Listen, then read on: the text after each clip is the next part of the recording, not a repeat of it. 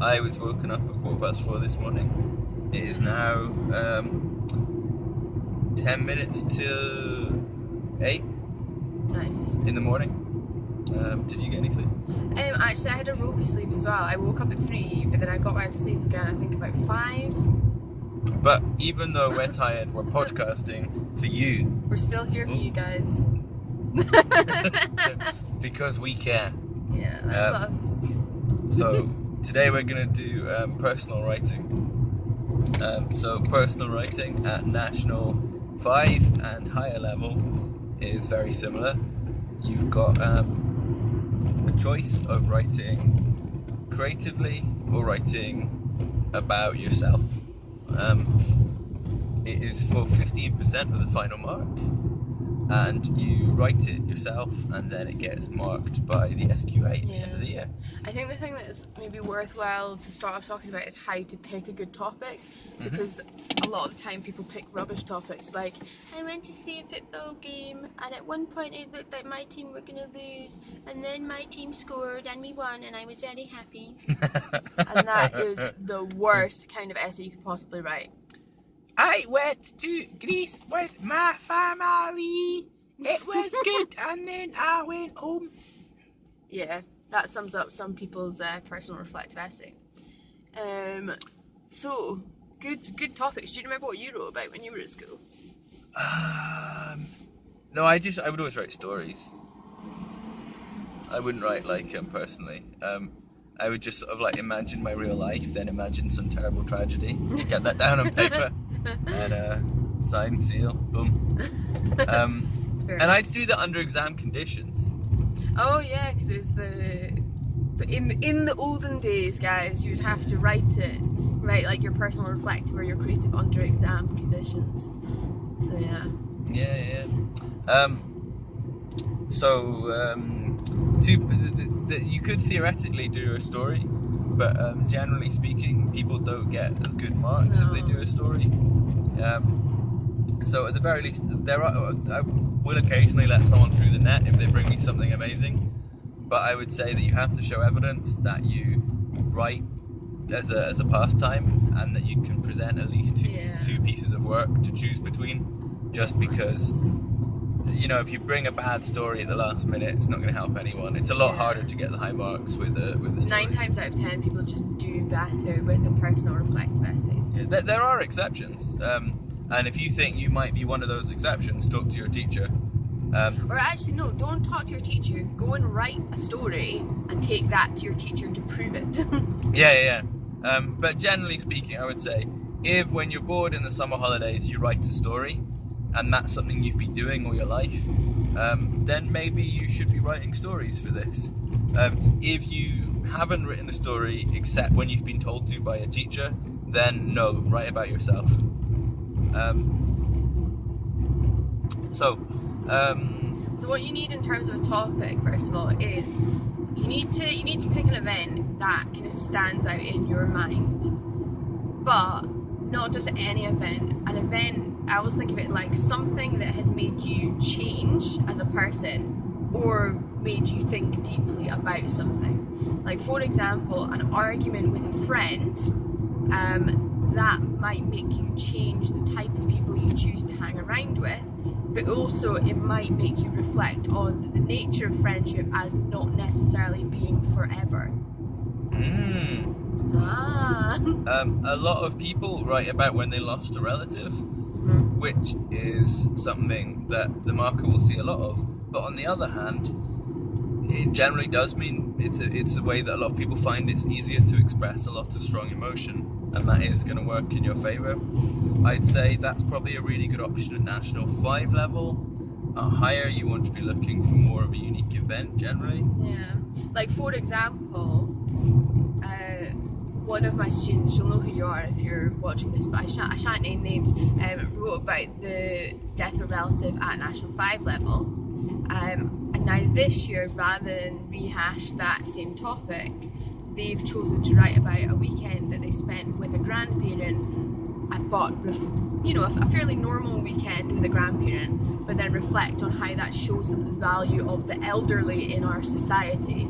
So it's about taking an incident and thinking about what it shows in terms of the bigger picture.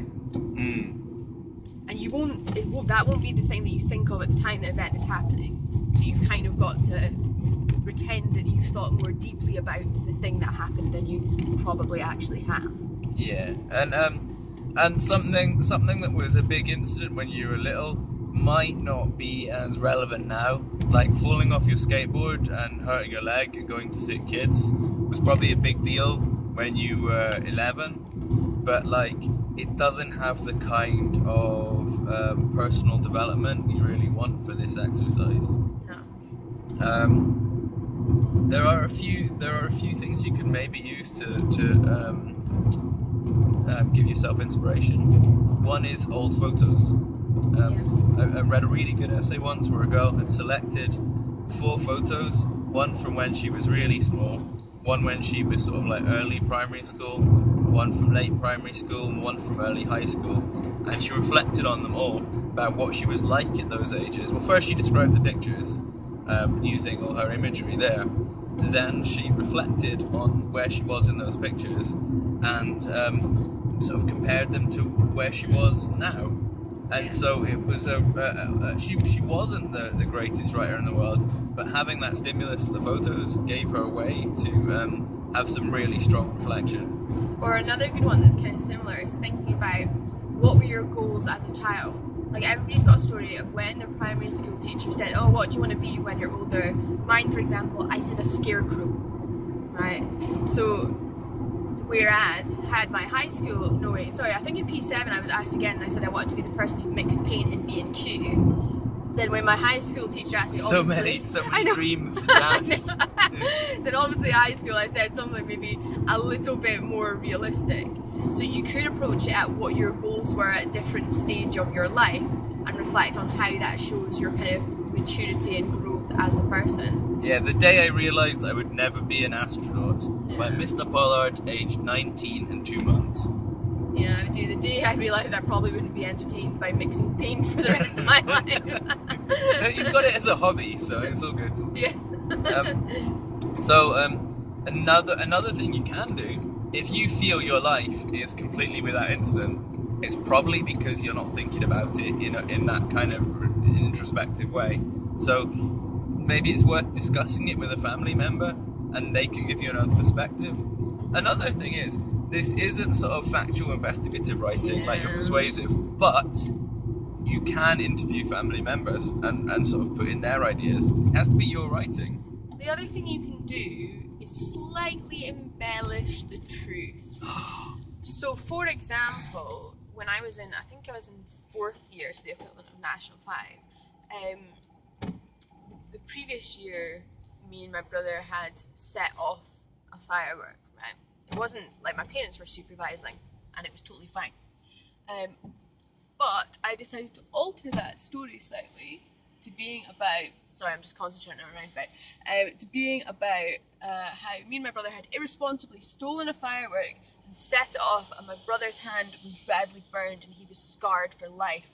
And as the older sibling, I was the kind of responsible one for that.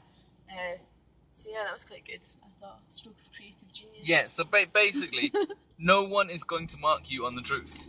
If you can change a detail to make it more exciting, then do that. For example, traumatic event. Maybe it happened on your birthday. I don't know. Just think about it. Maybe it happened on a stormy day.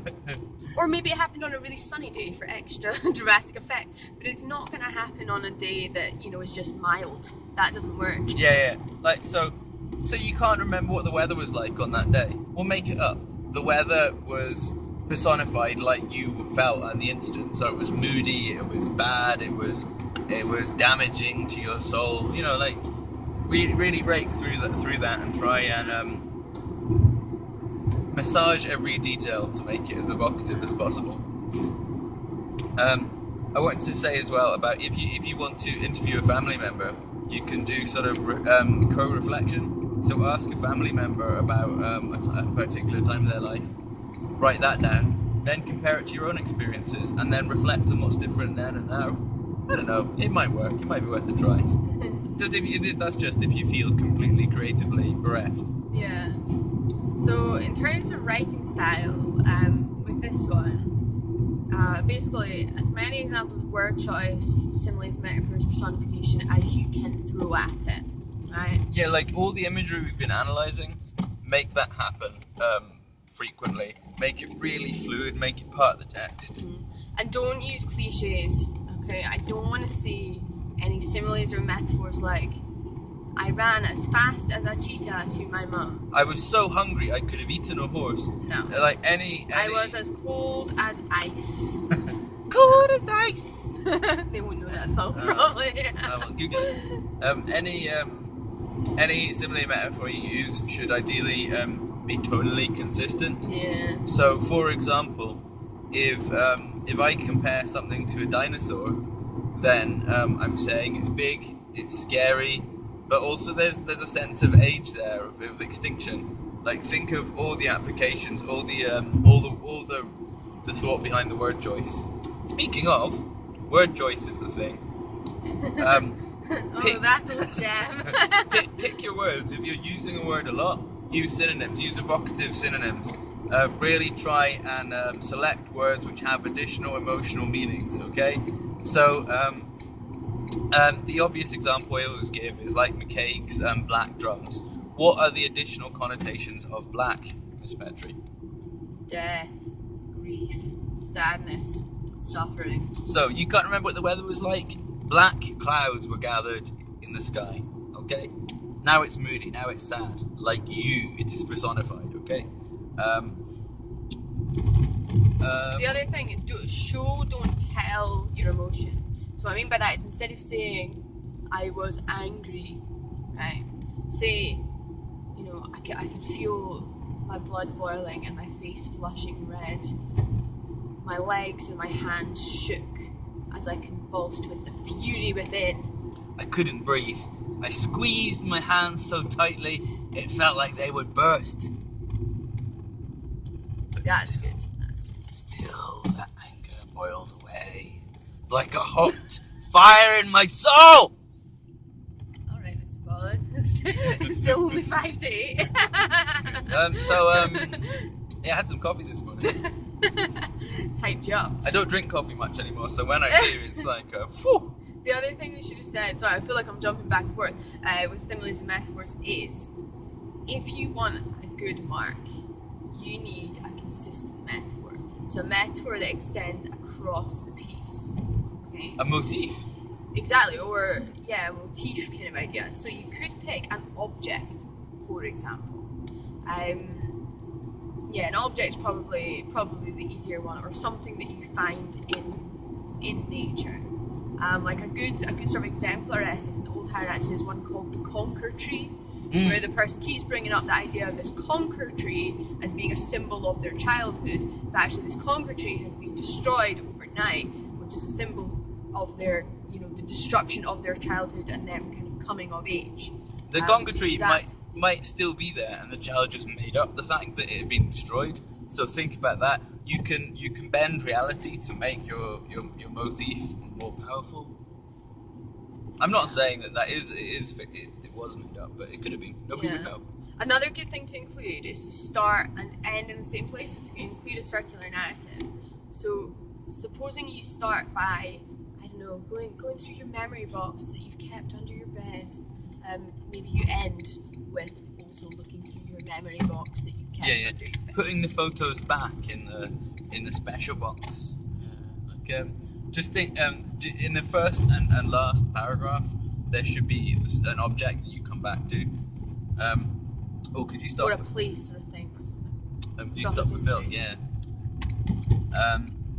It's awfully demanding. Yeah.